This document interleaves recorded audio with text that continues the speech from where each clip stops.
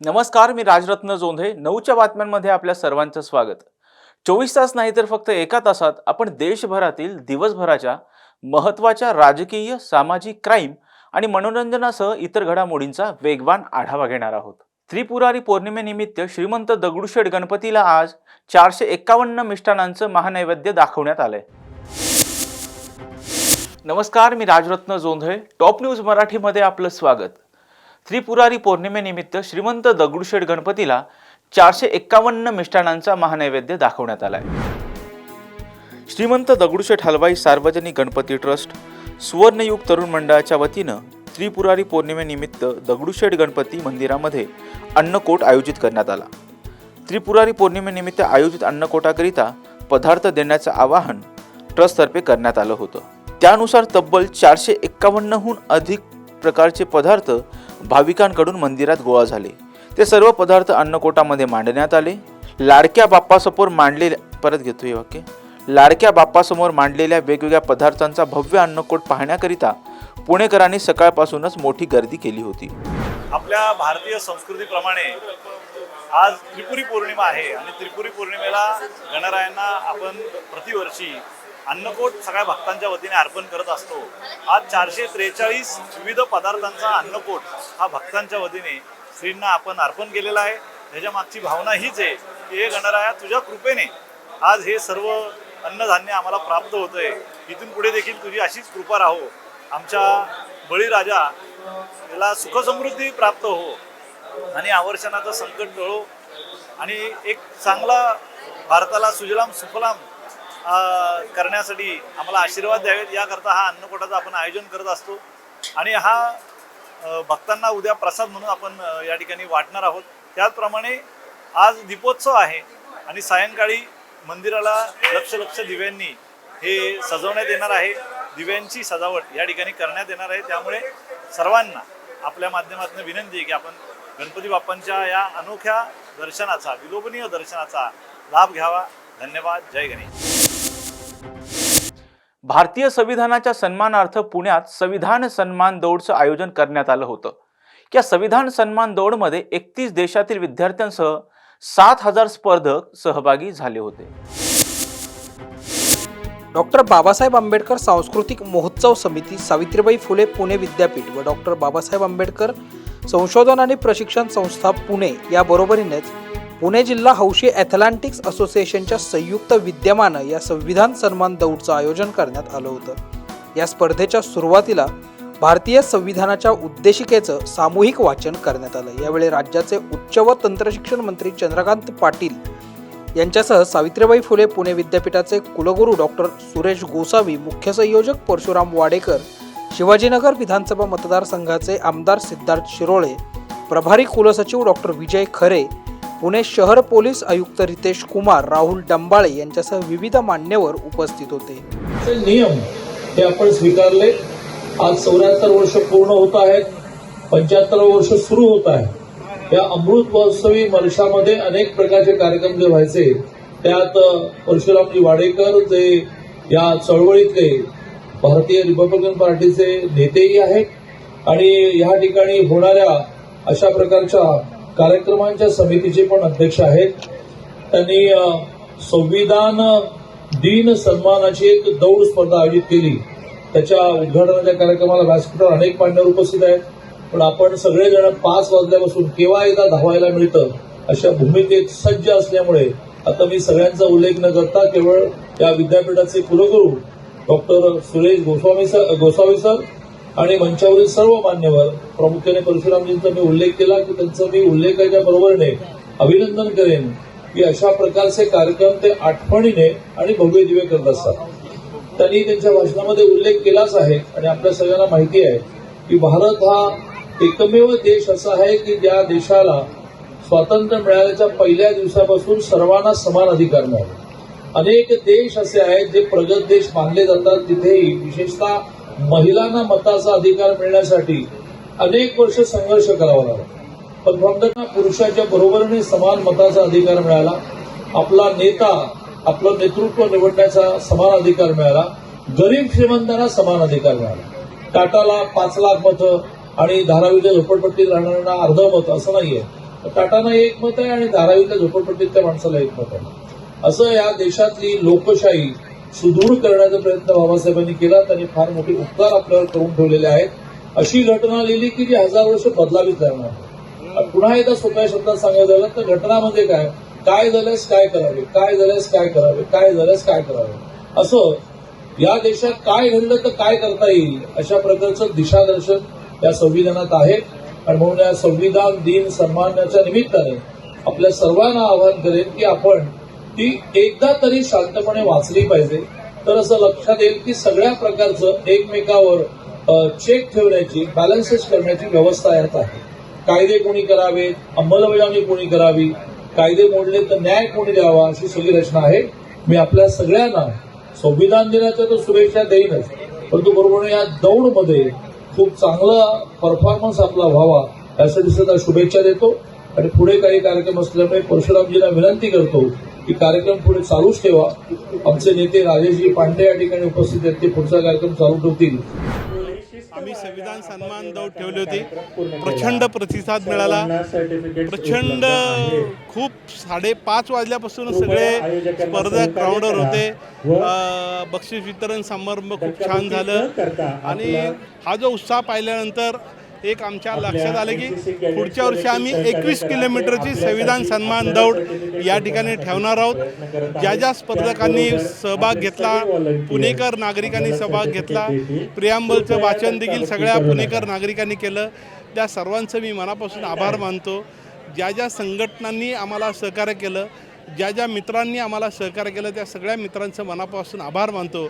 आणि भारतीय संविधानाच्या अमृत महोत्सवी वर्षी जी संविधान दौड या ठिकाणी सुरू झाली, त्याला जे प्रतिसाद, उदंड प्रतिसाद तमाम पुणेकर जनतेने दिला, त्याबद्दल त्यांचा मी मनापासून आभारी आहे. भारतीय संविधानानिमित्त सर्व पुणेकर भारतातल्या सगळ्या नागरिकांना शुभेच्छा देत असताना आज या स्पर्धेमध्ये पुणे नाही तर सांगली, सातारा, नगर, मुंबई, सोलापूर, कोल्हापूर, नागपूर अशा विविध भागातून स्पर्धक आले होते.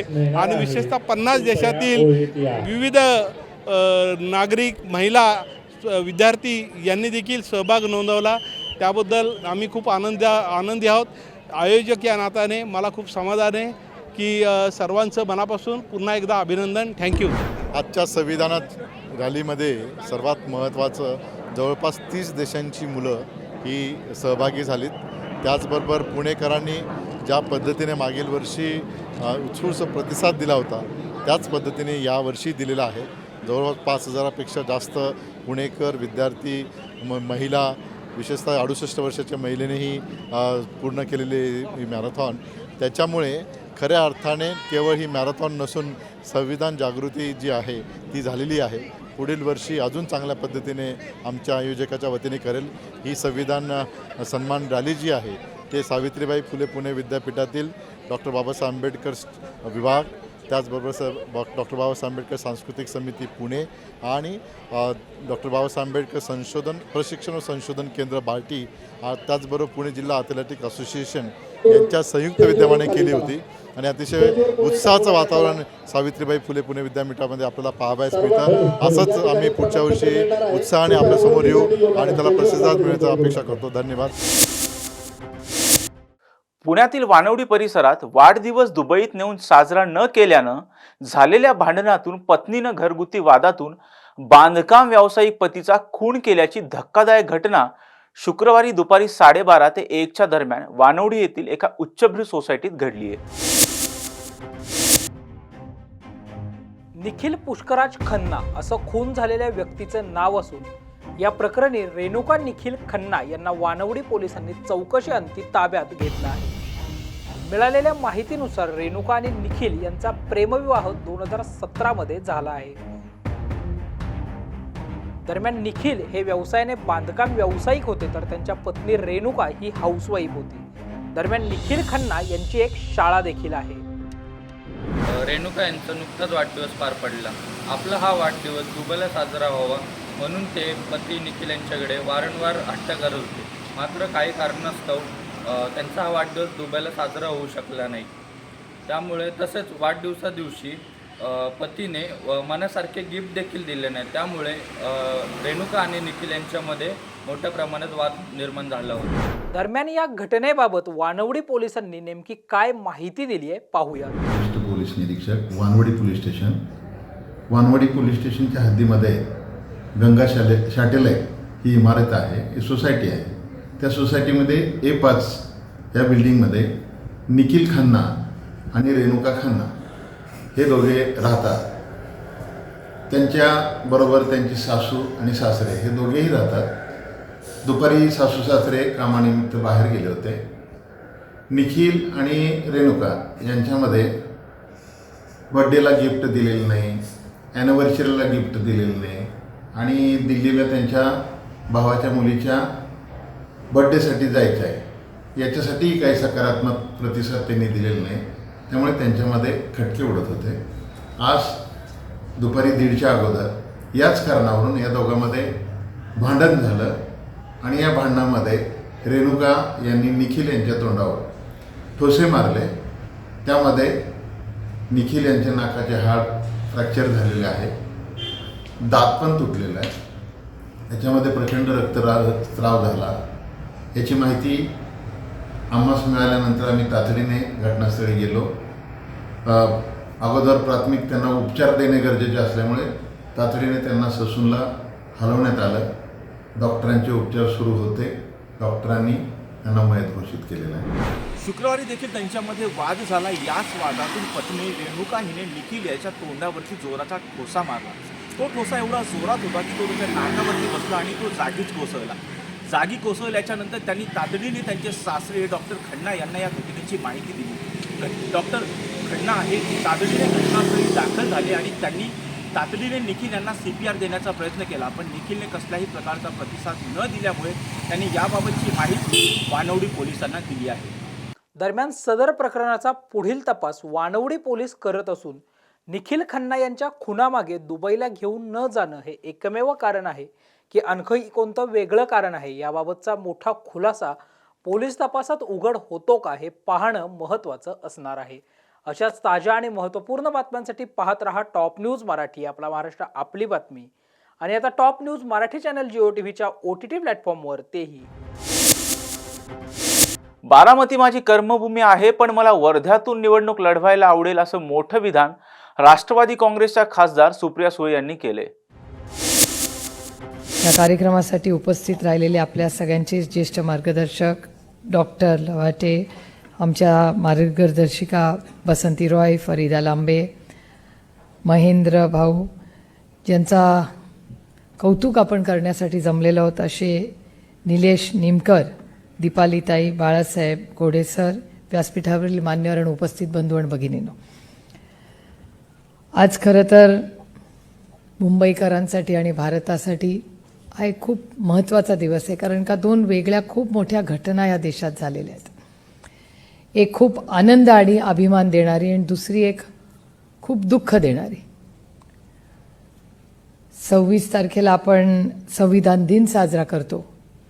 त्याच्यामुळे कार्यक्रमाची सुरुवात अर्थातच वंदनीय भारतरत्न डॉक्टर बाबासाहेब आंबेडकरांना वंदन देऊन, आदरांजली देऊन आपण सगळ्यांनी त्यांनी ज्या देशाला एक अतिशय उत्तम असं संविधान दिलं आणि एका अशा कुटुंबात त्यांचा जन्म झाला होता ज्याच्यात शिक्षण नव्हतं, समानतेचा विषयच नव्हता, पण स्वतःच्या कष्टाने, स्वतःच्या कर्तृत्वाने, कुठलाही कम्प्युटर नसताना प्रिन्स्टन युनिव्हर्सिटी, कोलंबिया युनिव्हर्सिटी अशा मोठ्या उच्चभ्रू कॉलेजेसमध्ये जाऊन स्वतःला एक ग्लोबल सिटिझन करून मराठी तर उत्तम बोलायचे, हिंदी उत्तम बोलायचे, पण अतिशय उत्तम इंग्रजी त्या काळात शिकून जग जिंकणारा या देशातला एक महान थोर पुरुष म्हणजे भारतरत्न डॉक्टर बाबासाहेब आंबेडकर.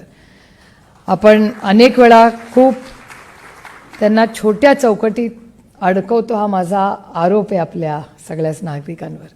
कारण का अनेक वेळा मला परदेशात जायची संधी मिळते तेव्हा या जगामध्ये 2 भारताच्या पुत्रांबद्दल परदेशात गेल्यावर विचारलं जातं. एक म्हणजे महात्मा गांधी आणि दुसरं म्हणजे भारतरत्न डॉक्टर बाबासाहेब आंबेडकर.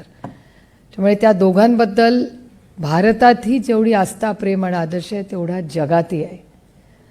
त्याच्यामुळे माझी विनंती सगळ्यांना राहील की तुमच्या शिक्षणाच्या माध्यमातून ह्या दोघांनी जी दिशा आपल्याला दिली, जो विचार आपल्याला दिला या देशाचा विकासाबद्दल, ती गोष्ट आपण सगळ्यांनी फक्त काही ठरलेल्या दिवसात नाही पण आपल्या आयुष्यात, आपल्या कृतीतून, तुमच्या शिक्षणातून तो प्रसार आणि प्रचारमध्ये सातत्य आपण सगळ्यांनी ठेवलं पाहिजे. हा खरं तर माझा आजचा पहिला मुद्दा राहील. याचबरोबर 26/11 म्हणजे तुम्ही किती बुद्धिमान असला तरी शौर्य किंवा इंग्रजीत ज्याला फिअरलेस म्हणतात हेही असलं पाहिजे.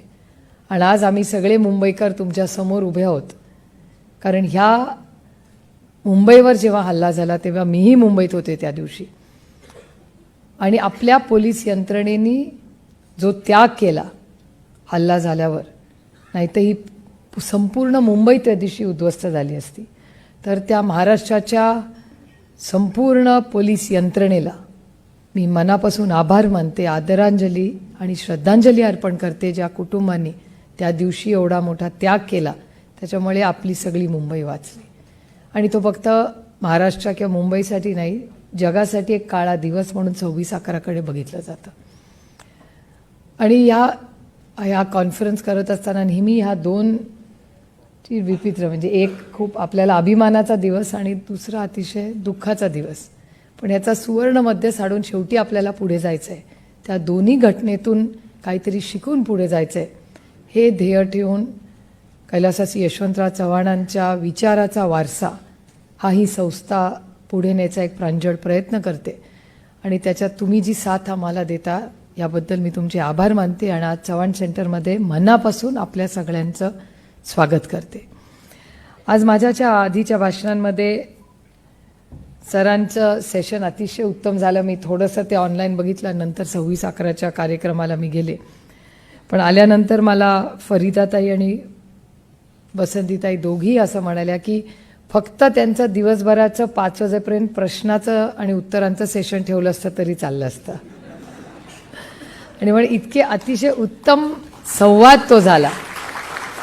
त्याच्यामुळे मी त्या दोघींनी सांगितल्यावर मी सरांना विनंती करीन की दरवर्षी आपण ही कॉन्फरन्स मुंबईत घेतोच, पण त्याचबरोबर का नाही इथे 600 लोकच येतात, त्याच्याहून जास्त आपण बोलूही शकत नाही. पण मी एक प्रस्ताव सुचवते आपल्या सगळ्यांना, जर योग्य वाटला तर. सरांना पुढच्या वर्षी 2024मध्ये महाराष्ट्रात रेव्हेन्यू डिव्हिजन 7 आहेत, तर का नाही आपण एखादा विषय घेऊन सगळ्या रेव्हेन्यू डिव्हिजन्समध्ये 7 कार्यक्रम घ्यायचे आणि त्याचा कन्व्हर्जन इथे व्हावा. असं काही आपल्याला, म्हणजे जून टू नोव्हेंबर, जून जुलै ऑगस्ट सप्टेंबर ऑक्टोबर 5 महिन्यात 7 उपक्रम घ्यायचे आणि त्याचं कन्व्हर्जन आपण इथे घेऊन पुढच्या वर्षीची दिशा काय असावी, विषय काय असावा, असं एक काहीतरी धोरणात्मक काहीतरी करता येईल का, म्हणजे जास्त शिक्षकांपर्यंत आपल्याला पोचता येईल. तर जर सगळ्यांना मान्य असेल तर 2024पासून, आणि आमची ही मोठी परीक्षा आहे ती मेपर्यंत संपेल, त्याच्यामुळे जूनपासून म्हणजे फार वेळ मला असावा अशी माझी अपेक्षा नसावी. आता ते शेवटी मायबाप जनता ठरवणार की कुणी 5 वर्षासाठी पुन्हा कामावर ठेवायचं आणि कुणाला घरी पाठवायचं. पण मला वाटतं तोपर्यंत तीही रणधुमाळी थोडीशी कमी झालेली असेल. त्याच्यामुळे जूनपासून ऑक्टोबरपर्यंत आपण जर हा उपक्रम करू शकलो तर मला वाटतं पुढच्या नोव्हेंबरच्या, आणि तोपर्यंत विधानसभाही झालेली असेल ऑक्टोबरपर्यंत, म्हणजे जर तोपर्यंत सरकार टिकलं तर. पण त्याच्यामुळे तेही संपून पुढच्या नोव्हेंबरला शिक्षणातले नवीन धोरण, त्याच्यामुळे एखादा चांगला विषय घेऊन, जो आज मला वाटतं जर दिवसभरात तुम्ही चर्चा झाली आणि शेवटच्या सेशनमध्ये तुम्ही निर्णय घ्या. माझ्या मनात एक विषय आहे खरं तर, पण तो योग्य आहे, संयुक्तिक आहे का नाही.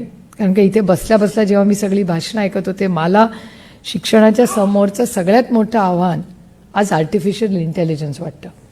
शिक्षणात होणारे बदल, आणि तुम्ही सगळ्यांनी कम्प्युटर वगैरे या खूप गोष्टींबद्दल आपण सगळे बोलला. माझा थोडासा ओल्ड फॅशन विचार आहे तुम्ही म्हणाल, माझा तंत्रज्ञानावर प्रचंड विश्वास आहे, विचार आहे, पण मला अजून शिक्षकाची जागा ही शिक्षकांनीच घ्यावी, ती कम्प्युटरनी घेऊ नये या मताची मी. कारण सगळंच जर कम्प्युटर आणि आर्टिफिशियल इंटेलिजन्स करणार असेल तर मग सगळे क्लोन्स होणार, आपण एकामेकाला कॉपी करतच पुढे जाणार. आणि ज्या गोष्टी म्हणजे मी तंत्रज्ञानावर टीका करत नाही, शेवटी आयुष्यात आपल्याला बदलाबरोबर आपल्यालाही बदलावं लागतं. पण खरंच AI त्याचे इन्फ्लुएन्सेस शिक्षणावर किंवा जी माहिती आहे, म्हणजे आता खूप लोक ते गो चॅट का काय त्याच्यावरनं GP चॅटवर जातात. आता ChatGPTमध्ये मला कोणीतरी काल एका वेगळ्या विषयावर आमचा वाद चालला होता. वाद म्हणजे भांडण नाही, ही लोकशाही आहे, त्याच्यामुळे वेगळी मतं मांडले म्हणजे काय भांडण होत नाही, ती चर्चाही असू शकते किंवा मतभिन्नता असू शकते. आणि त्याच्यामध्ये आमची चर्चा होताना काहीतरी माझ्यावरून म्हटलं चला माहिती काढूया आपण, आणि मी माझीच माहिती त्या गोचॅटवर जेव्हा काढली तेव्हा माझीच माहिती चुकीची होती. मी पुणे युनिव्हर्सिटीची ग्रॅज्युएट नाही आहे, मी मुंबई युनिव्हर्सिटीची ग्रॅज्युएट आहे. खूप बेसिक गोष्ट होती, पण त्यांच्यासाठी ती बेसिक मोठी गोष्ट आहे, माझ्यासाठी ती खूप महत्त्वाची गोष्ट आहे की मी ज्या युनिव्हर्सिटीमधून पास झाले, दोन्ही युनिव्हर्सिटीज थोरच आहेत, पुण्याची पण आणि मुंबईची पण. फॅक्च्युअल काय आहे की I am a Mumbai university product. तुम्ही दुसऱ्या उद्या माझ्या स्वतःच्या नावाला हार्वर्ड लावून घेईन मी, इट्स नॉट पॉसिबल ना. माझी खूप इच्छा आहे हार्वर्डला जावं, पण ह्या ज्या छोट्या छोट्या गोष्टी असतात त्याच्यामुळे सगळ्या गोष्टी ज्या गुगलवर आहेत किंवा WeChatवर आहेत त्या सगळ्या खऱ्या नाही आहेत. किंवा इन्फॉर्मेशन इज व्हेरी गुड, पण ती प्रोसेस करून, म्हणजे आत्ताच सरांनी ती 5 उदाहरणं सांगितली की पहिलीतला मुलगा आईवर विश्वास ठेवतो, दुसरा लगोरी खेळत असतो त्याच्यामुळे 5वीचा मुलगा थोडीशी मारामारी भांडणं म्हणून तो ते मडकं फोडून, म्हणजे आपण जसं अजून मला आनंद वाटतोय की कुठली तरी मुलं अजूनही असले उद्योग करतायत, दगड मारून कैरी पडतेय.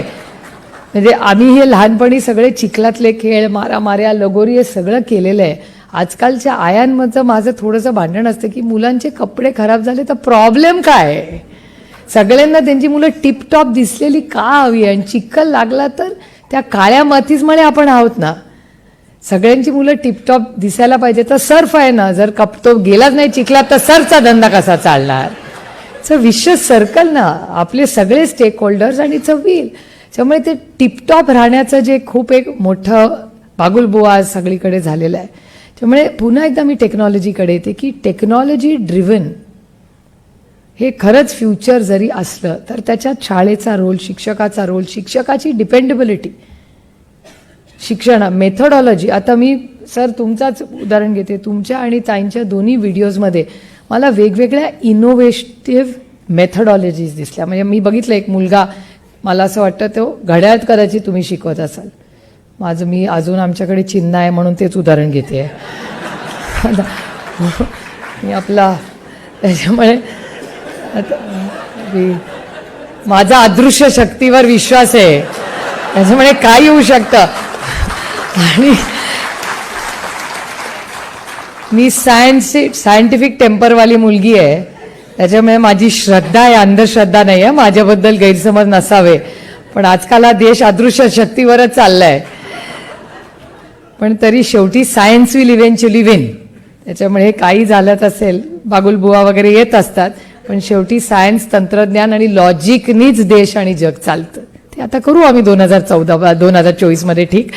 पण हा गमतीचा भाग झाला. पण तुम्ही जो प्रयोग केलेला पाहिला त्याच्यामध्ये तुम्ही साधी एक रिबन वापरली होती, खडू वापरला होता. मला त्या खडूच्या विरोधात का हा राज्य आणि देश चाललाय. सगळ्यांना तो ऑटोमेटेड सगळं पाहिजे, म्हणजे खडू हे सगळ्यामध्ये गंमत आहे हो. मी अजून माझ्या डायरीमध्ये पेन नाही वापरत, मी अजूनही इरेझर आणि पेन्सिल लावते, कारण का मला ते पेननी खोडलेलं आवडत नाही, कारण का मग ते अनटायडी दिसतं. पण ह्या ज्या छोट्या छोट्या गोष्टी आहेत ह्या असल्या पाहिजेत, असं माझं थोडंसं ओल्ड फॅशन मत आहे. आणि मला नेहमी असं वाटतं की शिक्षक कोण असतो ना त्याच्यावर मुलं शिकतात.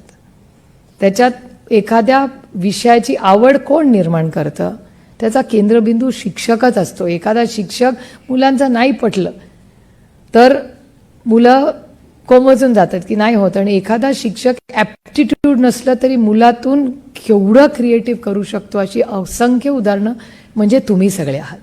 आणि त्याच्यामुळे शिक्षणामध्ये जसं नवीन पॉलिसीमध्ये केंद्रबिंदू हा विद्यार्थी आहे तसा शिक्षक ही केंद्रबिंदू शिक्षणाचा असलाच पाहिजे. आणि तोच पुढे शिक्षण नेऊ शकतो, तंत्रज्ञान नेऊ शकत नाही, असं माझं खूप म्हणजे हे माझं ठाम मत आहे आणि मी एक आई म्हणून पण बोलते आणि एक पॉलिसी मेकर म्हणून पण बोलते.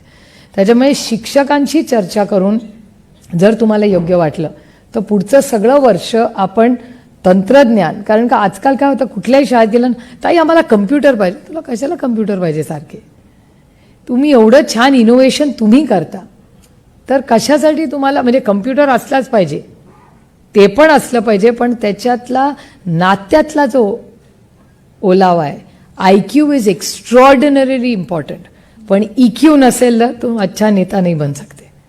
त्याच्यामुळे EQ इज नेता म्हणजे फक्त काय लोकसभा विधानसभा नाही, तुम्ही शाळेचे पण लीडर असता. तुमची आई आजी का जास्ती प्रिय असते, कारण का आईवर जबाबदारी असतात, ती ऐकूवर चालत असते. आजी झाल्यावर तिची EQ वाढते. म्हणजे माझंच उदाहरण मी देते, माझी मुलं जेव्हा लहान होती तेव्हा माझी मुलं आत्ता मला म्हणतात की हे तू जे लिडरशिपचे प्रोग्राम करतेस ना की पॉज करा, PER करा. PER म्हणजे काय, pause, evaluate and respond, do not react. आता मुलं लहान असताना ना पॉज होता, ना इव्हॅल्युएशन होतं, ना तेव्हा रिस्पॉन्ड तेव्हा रिॲक्टच होत होतो. आता माझी मुलं म्हणतात आम्ही मोठं झाल्यावर शांत आईचा उपयोग काय, तेव्हा तर धपाटे खाल्लेच आहेत आम्ही. म्हटलं आम्ही सायकोलॉजिकलवाली आई नव्हती, मी धपाट्याशिवाय मुलांना सायकोलॉजी कळत नाही असं माझं आजही ठाम मत आहे. आजकालची जे पालक वगैरे म्हणतात ना हो मुलांना मारू नका, रागवू नका, अरे समजणार कसं, त्यांना समजून सांगा. अरे कोणी नाही, लहान मुलांना समजून सांगा, समजून. ठीक आहे, नवीन पिढीच्या आई माझ्यापेक्षा जास्ती पेशंट आहेत, मी काय नव्हते, आणि माझी मुलं तशीच शिकली व्यवस्थित रट्टापिट्टा खाऊन. नाही तर त्यांनी अभ्यासच केला नसतं, ती इथे तिथेच फिरत असती, आणि नाही तर पूर्ण वेळ पेन्सिलला आमची शार्पनर करण्यातच आमचा हे पाऊण तास जायचा. म्हणजे ह्याच म्हणजे ही नॉर्मल आहे, प्रत्येक घरातल्या या गोष्टी आहेत. पूर्ण टाइम अभ्यासाला बसलं की ते मोडतेच कशी तुझी, मग मी 3 पेन्सिली ठेवायचे, 3ही मोडायचे. म्हणजे आणि म्हणून माझी 2च मुलं आहेत, तुमच्या वर्गात 40 वेगळ्या बॅकग्राऊंड, वेगळ्या IQ, वेगळ्या EQची मुलं असतात. धन्य ते शिक्षक तुम्ही कसे पास करता त्यांना. आम्हाला 2 पास करायची मारामारी असते. आणि it's a fact, it's a game of patience. 40 वेगळ्या पर्सनॅलिटीज असतात, फॅमिली बॅकग्राऊंड्स वेगळे असतात, ॲस्पिरेशन्स वेगळे असतात. अशा 40 मुलांना एका वर्गात ठेवणं, त्यांना प्रत्येकाचा ॲप्टिट्यूड वेगळा असतो. तर तुम्हाला कधी कळतं की आता गाडी स्लो झाली पाहिजे आणि आता फास्ट झाली पाहिजे. एखाद्या मुलाला पटकन समजलंय पण त्या मागच्याला नाही समजलेलं, कसं तुम्ही 40 मुलांना 50-100 मुलांना करता. It's actually a game of patience. त्याच्यामुळे शिक्षकांचं कितीही कौतुक केलं तरी कमीच आहे. आणि त्या वयामध्ये आपल्यावर सगळ्यात जास्त इम्पॅक्ट करणारं कोण असतं तर तो आपला शिक्षक असतो. आई, वडील, शिक्षक. म्हणजे आम्ही तिघी योगायोगाने आज आम्ही इथे बसल्यावर आत्ताच आमच्या तिघीचं लक्ष आलं की फरीदाताई, मी आणि बसंती रॉय यात आम्ही तिघी एकाच शाळेतल्या आहोत, सेंट कोलंबा हायस्कूल. त्यामुळे आमच्या तिघींमधला जो कॉमन धागा होता ही आमच्या शाळा. आमच्या शाळेत काही तंत्रज्ञान नव्हतं, आम्हाला अतिशय उत्तम शिक्षिका होत्या आणि आम्हाला आयडियलिस्टिक, म्हणजे आम्हाला असं आजही आम्हाला तिघींना, आम्ही हे विचारलं पण नाही त्यांना, पण आम्हाला तिघींना भेटल्यावर आमच्या आयुष्यातल्या सगळ्यात आनंदी दिवस, सगळ्यात साधे दिवस आमच्या शाळेतले होते. आमची शाळा खूप बेसिक होती, फक्त मुलींची शाळा होती, खूप स्ट्रिक्ट होती. मला वाटतं त्या तुमच्या नाही, माझ्या वेळेस मिस परेरा होत्या. म्हणजे त्या आजकाल असतं की नाही तुमच्या शाळांमध्ये माहिती नाही, पण त्या केस असेच बांधले पाहिजेत, मग ते लांब असतील, ते वरती इथून तो मोठा ती रिबीन वगैरे, मोठं प्रोडक्शन असायचं. पण जे संस्कार आमच्यावर त्या काळात झाले ना, त्या काळात आम्हाला असे काही कुठे बाहेर बोर्ड लावायला लागले नाही की तुम्ही चांगले कपडे घालून आलंच पाहिजे किंवा हेच घातले पाहिजे. ते सगळे संस्कार आम्हाला आमच्या शाळेत आमच्या शिक्षिकांनीच दिले. म्हणजे जेवढे घरी दिले तेवढेच आमच्या शाळेनीही दिले. हे आमचं भाग्य की सेंट कोलंबा हायस्कूल ज्या शाळेत आम्ही तिघी शिकलेलो आहोत. त्यामुळे त्या शाळेलाही आम्ही आज जे कोणी तिघी आहोत ह्या शाळांमुळेच आहोत. आणि त्यानंतर आम्हाला सगळ्यांनाच कुमुद बन्सलांचं मार्गदर्शन मिळालं. चलो स्कूल चले हम, मगाशी तुम्ही म्हणला की तुम्ही ऐकलं नव्हतं, दीपालीताई, त्यांच्याबद्दल आमचं भाग्य की आम्ही सगळ्यांनी त्यांच्यावर काम केलेलं आहे.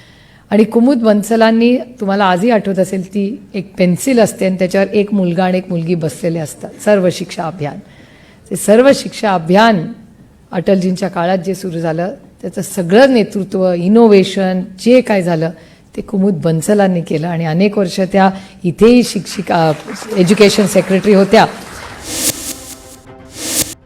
या देशातील संविधान बदलण्याची हिंमत कोणामध्येही नाही असं मोठं विधान केंद्रीय सामाजिक न्याय राज्यमंत्री रामदास आठवले यांनी केलंय। डॉक्टर बाबासाहेब आंबेडकरांना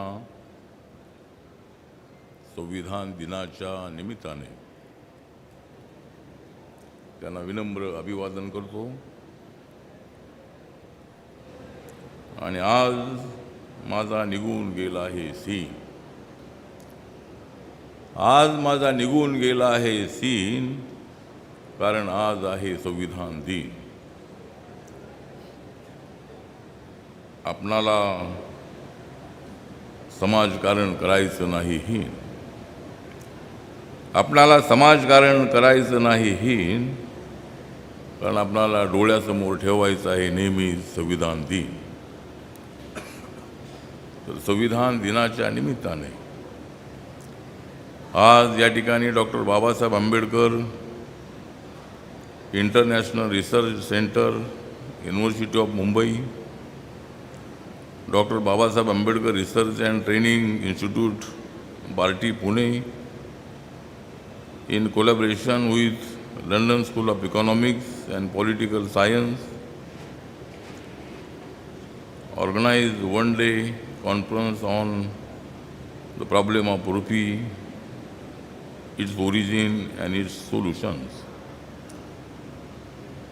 तर आज या ठिकाणी ज्यांच्या अध्यक्षतेखाली कार्यक्रम होत आहे, म्हणजे मुंबई विद्यापीठाच्या व्हीसी पदावर ज्यांची लागली आहे वर्णी, त्यांचं नाव आहे डॉक्टर रवींद्र कुलकर्णी।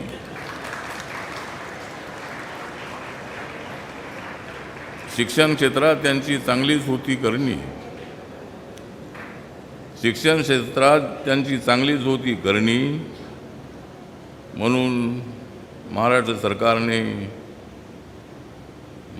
सरकारच्या माध्यमातून व्हीसी झालेले आहेत रवींद्र कुलकर्णी। तर त्यांच्या अध्यक्षतेखाली आजचा कार्यक्रम होतो आहे। या ठिकाणी डॉक्टर विष्णू मगरे, ज्यांचा मुंबई विद्यापीठाशी गेल्या अनेक वर्षांपासून अत्यंत जवळचा संबंध राहिलेला आहे, प्रो व्हाईस चान्सलर म्हणूनही त्यांनी काम केलेलं आहे। कीर्ती कॉलेजमध्ये ते प्रिन्सिपल होते आणि आता प्रवरा ही शिर्डीमध्ये जी संस्था आहे त्या संस्थेचे ते व्हाईस चान्सलर आहेत। त्यांनी अत्यंत चांगली भूमिका, चांगले विचार संविधानाच्या संबंधामध्ये या ठिकाणी मांडलेले आहेत। या ठिकाणी डॉक्टर सतीश मराठे, प्रिन्सिपल अजय भामरे, प्रोफेसर सुनील भिरूड, आमचे समाज कल्याणचे अधिकारी दिनेश डिंगळे, मिस्टर सुनील वारे, बार्टीचे डायरेक्टर,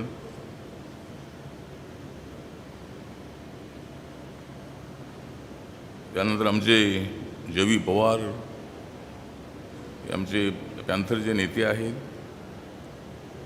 साहित्यिक आहेत, विचारवंत आहेत, आमचे RPIचे अध्यक्ष जिल्ह्याचे संजय पवार इथं उपस्थित आहेत, आमचे विद्यार्थी नेते चंद्रशेखर कांबळे इथं आलेले आहेत। आणि विषयींचं म्हणणं होतं की ते बऱ्याच वेळेला त्यांना त्रास देतात, पण आता मी इथं आल्यामुळं तुम्हाला अजिबात ते त्रास देणार नाही। तर आपल्याला पूर्णपणे सहकार्य करण्याची भूमिका नक्कीच त्यांची आहे। आमचे अविनाश कांबळे बुद्धिस्ट नेते या ठिकाणी उपस्थित आहेत आणि आज अत्यंत चांगला कार्यक्रम या ठिकाणी होत आहे। डॉक्टर बाबासाहेब आंबेडकरांनी प्रॉब्लेम ऑफ द रुपी हा जो प्रबंध आहे, थिसिस आहे, तो लिहिला होता 1923 मध्ये लंडन स्कूल ऑफ इकॉनॉमिक्स हे जे कॉलेज आहे ते कॉलेज लंडनमध्ये आहे. बाबासाहेब आंबेडकर ज्या घरामध्ये राहत होते त्या ठिकाणी बाबासाहेबांचं स्मारक तयार करण्यात आलेलं आहे. त्याचा लोकार्पण सोहळा महाराष्ट्र सरकारच्या वतीने ठेवण्यात आला होता. माननीय प्रधानमंत्री नरेंद्र मोदीजी, मुख्यमंत्री देवेंद्र फडणवीसजी, मी, राजकुमार बडोले, आम्ही सर्वजण त्या कार्यक्रमाला होतो. आणि बाबासाहेब आंबेडकर त्या घरातून चालत चालत लंडन स्कूल ऑफ इकॉनॉमिक्समध्ये जायचे. आणि आज जर आपण त्या ठिकाणी गेला तर तिथं बाबासाहेब आंबेडकरांचा पुतळा आहे.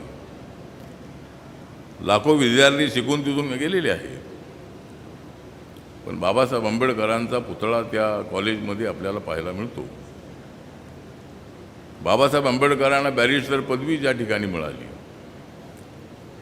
त्या ठिकाणी अनेक 10-12 बॅरिस्टरांचे फोटो आहेत. त्याच्यामध्ये बाबासाहेब आंबेडकरांचाही फोटो आहे. आणि त्या ठिकाणी आंबेडकर रूम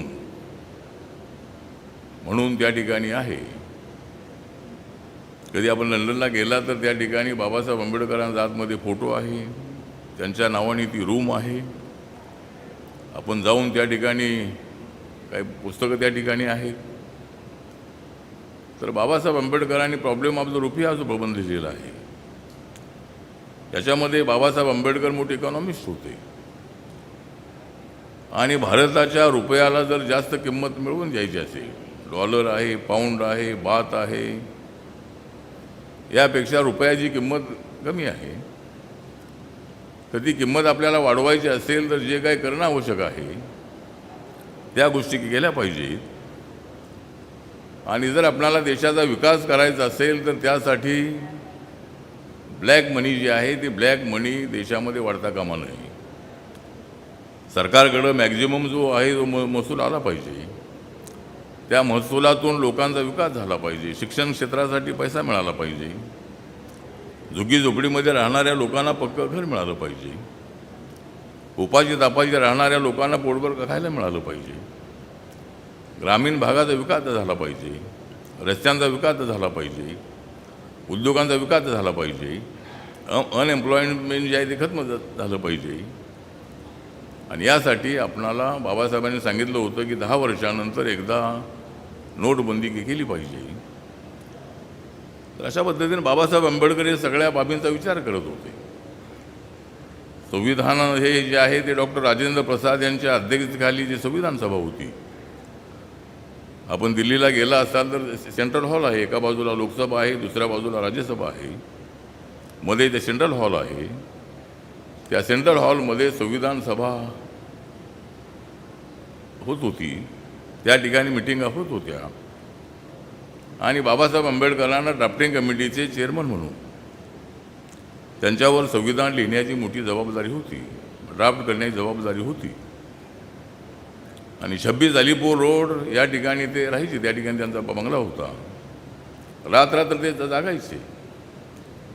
आणि बाबासाहेब आंबेडकरांनी म्हणजे सगळ्यांचा त्याच्यामध्ये सहभाग आहेच आहे. पण संविधानामध्ये जी एकता समानता जी आहे, जाती व्यवस्था खत्म करण्याचा जो कायदा आहे हा कायदा करण्यात आलेला आहे. कायद्याने जाती व्यवस्था गेलेली असली तरी अजूनही समाजामध्ये एकता नाही. एक दिवस संविधान दिन साजरा करून चालणार नाही. आपल्याला समाजाच्या तळागाळापर्यंत गेलं पाहिजे. माणूस म्हणून आपण सगळे एकच आहोत. आम्ही सगळे भारतीय आहोत. जात धर्म भाषा पंथ जरी असलेही तर एका धर्माच्या लोकांनी दुसऱ्या धर्माचा विरोध करू नये. एका जातीच्या लोकांनी दुसऱ्या जातीचा विरोध करू नये. आपल्या देशामध्ये खरी समानता आली पाहिजे. अशा पद्धतीची गाईडलाईन संविधानाची आहे.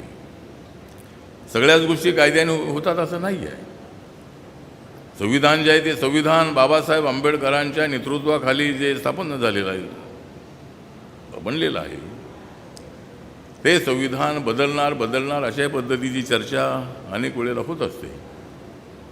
पण या देशाचं संविधान बदलण्याची हिंमत कुणामध्ये नाही. हे सरकार संविधान बदलणार आहे. मी त्या सरकारमध्ये आहे. नरेंद्र मोदींच्या सोबत मी त्या ठिकाणी आहे. मी तुम्हाला मुंबई विद्यापीठातून आश्वासन देतो की संविधानाला अजिबात हात लागणार नाही. जर संविधानाला कोणी हात लावला तर हा जो समाज आहे हा समाज अत्यंत भयंकर असा समाज आहे. बाबासाहेब आंबेडकरांना मानणारा जयभीमचा नारा देणारा जो समाज आहे तो समाज हा बाबासाहेब आंबेडकरांच्यासाठी तो स्वतःचा जीव बलिदान द्यायला तयार आहे. त्यामुळे आपण पाहिलेलं आहे रमाबाई कॉलनीमध्ये बाबासाहेब आंबेडकरांच्या पुतळ्याची विटंबना झाल्यानंतर त्या ठिकाणी लोक रस्त्यावर आले, 10 लोक त्या ठिकाणी शहीद झाले. पण अशी हिंसा मला नको आहे. आम्हाला शांतता हवी आहे. ओबीसी एल्गार मेळावा आज हिंगोलीतील रामलीला मैदानावर पार पडला. यावेळी बोलताना मंत्री छगन भुजबळ काय म्हणालेत पाहूयात. तेच दगड मारतायत. मी कुठं आणि त्यांनीच जे आहे घरदारा पेटवले, अख्खा बीड पेटवला. अरे जे पेटवतात त्यांना बोला ना बाबा. त्यांना मला सांगायचं आहे, पेटवायला अक्कल लागत नाही, पटवायला अक्कल लागते. जाळायला अक्कल लागत नाही, जुळवायला अक्कल लागते. मोडायला अक्कल लागत नाही, घडवायला अक्कल लागते. मग अशी सांगितलं की इथे ही सगळी मंडळी आलेली आहे, काही येऊ शकली नाही. आणि याचा अर्थ ते आपल्या विरोधात नाही अशातला भाग नाही. पण माझी या सगळ्यांना विनंती आहे, वेगवेगळ्या पक्षाच्या, जातीच्या, धर्माच्या, सगळ्या एक लक्षात ठेवा, अधिकार की लड़ाई में निमंत्रण नहीं भेजे जाते. जिसका जमीर जिंदा है वो खुद समर्थन में आ जाते हैं. और याद रखो, हमारे हक पर जहां आंच आए टकराना जरूरी है. और तुम जिंदा हो तो जिंदा नजर भी आना जरूरी है. अरे काय चाललंय.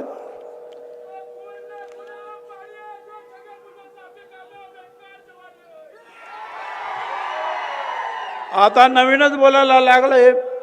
नवीन निर्माण नेते काय जे नवीन नेते म्हणले काय हे भुजबळ म्हातारा झाले. अरे आहेच नाही यार, आता म्हातारा तर झालोच आहे. आता काय, आणि सगळेच म्हातारे होणार. तुमचे पण माता पिता म्हातारे कदाचित झाले असतील, भाऊ तू पण होशीलच. पण हे जे केस पिकले ना, हे केस एका आंदोलनात नाही पिकले. जेवढे केस आहेत ना तेवढी आंदोलन या छगन भुजबळने केलेली आहेत. जीवाची पर्वा न करता आंदोलन छगन भुजबळला नवीन नाही. दोन्ही बाजूनी तुम्ही आम्हाला अडचणीत आणताय. एका बाजूने कुणबी सर्टिफिकेट घ्या, मराठा आरक्षण द्या, हा कार्यक्रम चालू आहे. तुम्हाला माहिती आहे दुसरं आणखीन काय चालू आहे? मगाशी कोणीतरी सांगितलं, ते बाळासाहेब सराटे हायकोर्टात गेलेत आणि त्यांचं काय म्हणणं आहे की तुमचं आमचं सगळं आरक्षण हे चुकीचं आहे, त्यांना बाहेर काढा. म्हणजे आम्हाला तुम्हाला सगळ्यांना ओबीसीच्या बाहेर काढा आणि त्यांच्यासाठी सगळी जागा करून द्या. हायकोर्टामध्ये केस चालू आहे. आता काहीतरी 10-11 काहीतरी डिसेंबरला वगैरे काही तारीख दिलेली आहे. काय करायचं? नेहमी एक गोष्ट सांगितली जाते. एक अरब एक उंट घेऊन चालला होता वाळवंटातून, वादळ सुटलं, थोडंसं त्याच्याकडे तंबू होता, तो त्याने तंबू टाकला. तो अरब जो आहे तो तंबूमध्ये बसला, त्याने उंट जो आहे बाहेर बांधला.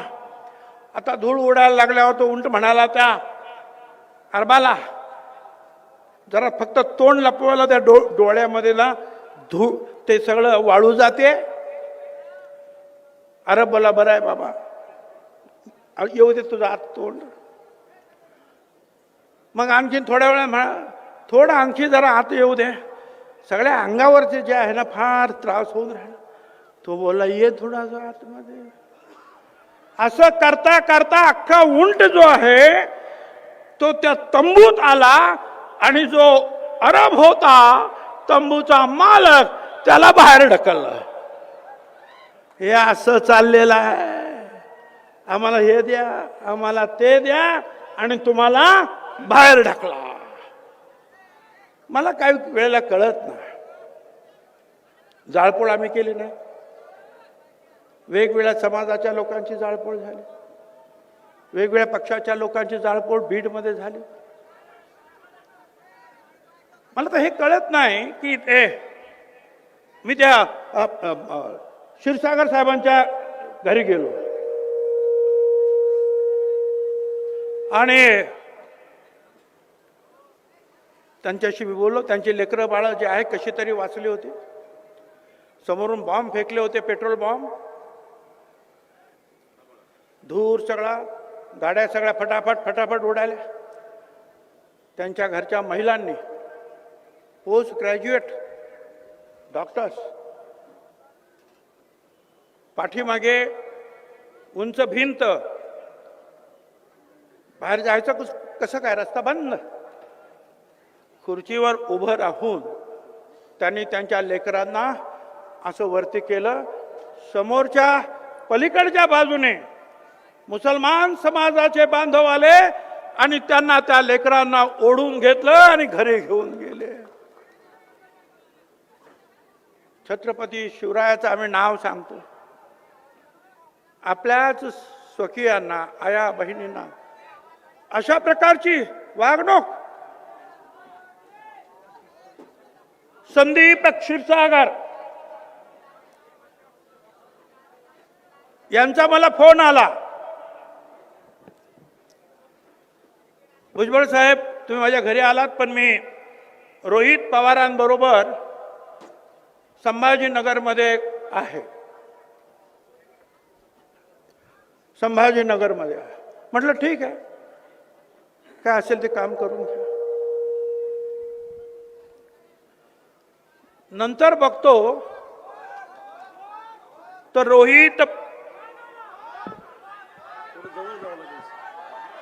रोहित पवार, अरे त्या स्पीकरच्या बाजूला हटा तुम्ही, नाही तर ह्युमिंग होणार, आवाज येऊ दे. स्पीकरच्या बाजूला लोक उभे आहेत, कृपा करून सगळ्यांना ऐकू द्या. उन्हात आणत बसले 4 तास.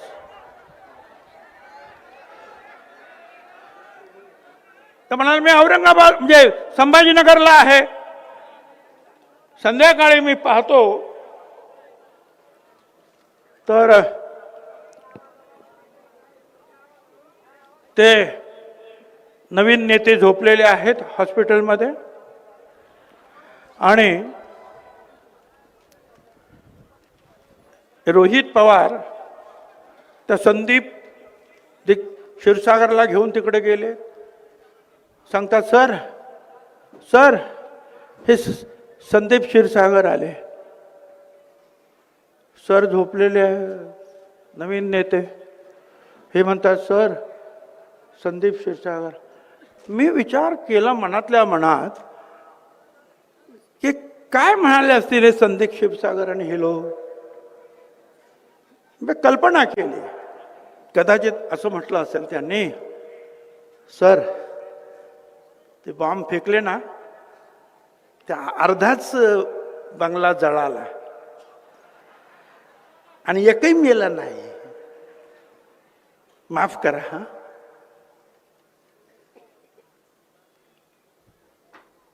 म्हणजे तुला सांगायचं काय, सगळं जळायला पाहिजे होतं आणि कोणी जायला पाहिजे होतं बाबा. अरे गेला कशाला,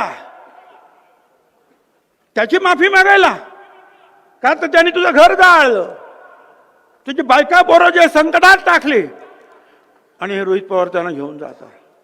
काय चाललंय काय, मला काय कळायला मार्ग ना. ओबीसी आरक्षण आणि त्याचा कोणी धिक्कार केला नाही. मला सांगा, या बीडमध्ये एवढी घरं जळाली, हॉटेल जळाले, जाऊन बघायला पाहिजे होतं सगळ्यांनी, धीर द्यायला पाहिजे होता, निषेध करायला पाहिजे होता. मी गेलो म्हणे आग लावायला गेलो. अरे म्हणजे ते अश्रू पुसायला सुद्धा जायचं नाही. आणि म्हणून मी ज्या वेळेला संभाजीनगरला आलो आणि मी सांगितलं, अरे हम आह भरते हैं, दुःख सांगतो आम्ही, हम आह भरते हैं तो बदनाम हो जाते हैं, वो कत्ल करता है तो चर्चा नहीं होता है. त्यांनी काही करा, त्याला बोलू नका. मी दुःख सांगितलं तर बदनाम करायचा काम चालला. या ओबीसी आरक्षणाचा इतिहास सगळ्यांना माहिती आहे. पंडित जवाहरलाल नेहरू सगळ्या राज्यांना सांगितल्यानंतर चव्हाण साहेबांनी सुद्धा त्यांच्या आदेशानुसार बी.डी. देशमुख कमिशन समिती नेमली.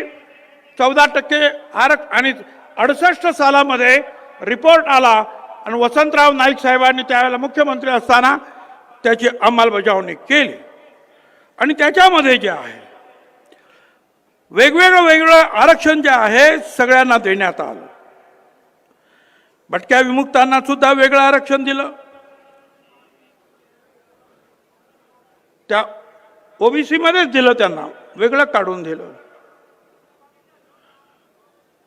धनगर समाजांना वेगळं दिलं. वंजारी समाजानंतर मुंडे साहेबांनी दिलं. गोवारी समाजाला त्याला दिलं. आणि आता 17% आरक्षण फक्त शिल्लक आहे.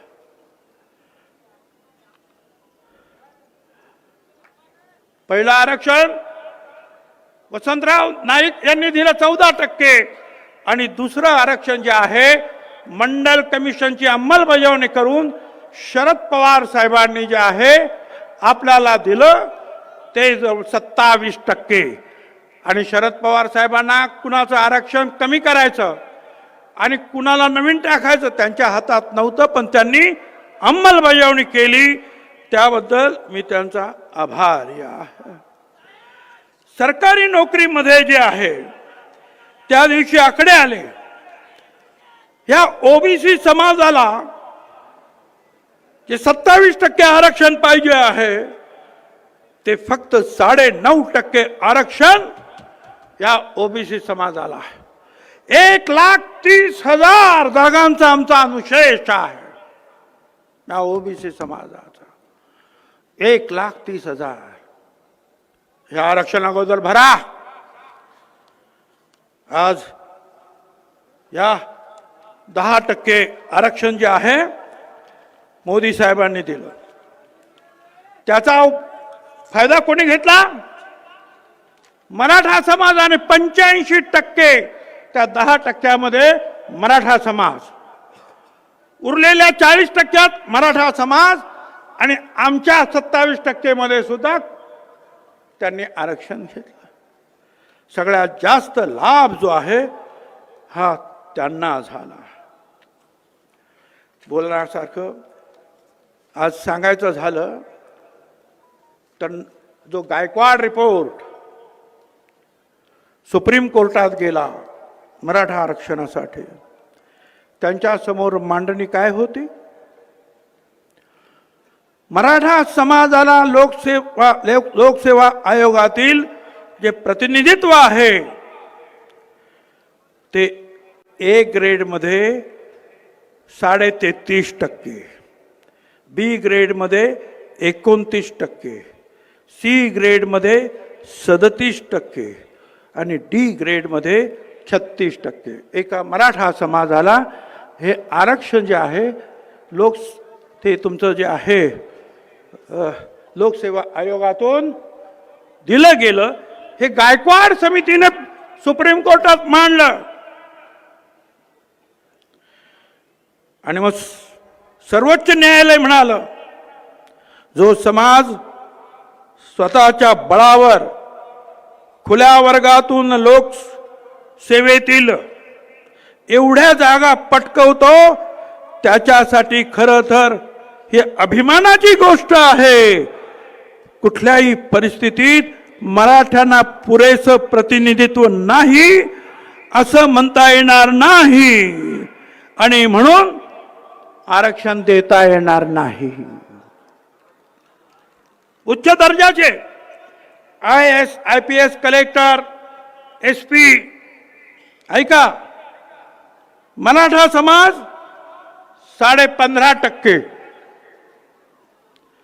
IAS मध्ये, IPS मध्ये मराठा समाज 28%, फॉरेन सर्व्हिसेस मध्ये 18%, मंत्रालय कॅडर मध्ये जे मंत्रालयात काम करतात ना त्याच्यामध्ये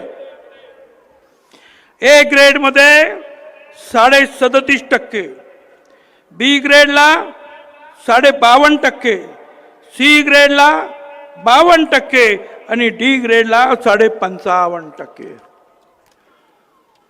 मराठा समाजामध्ये गरीब आहेत, आमचा त्यांना विरोध नाही, पण त्यांना हे दिलं जात आहे. आणि एवढंच नाही तर आतापर्यंत अण्णासाहेब पाटील आर्थिक विकास महामंडळाने 70,000 लाभार्थ्यांना 5,160 कोटी रुपये दिले. ओबीसी महामंडळाला अजून एवढ्या वर्षात 1,000 कोटी सुद्धा मिळाले नाही.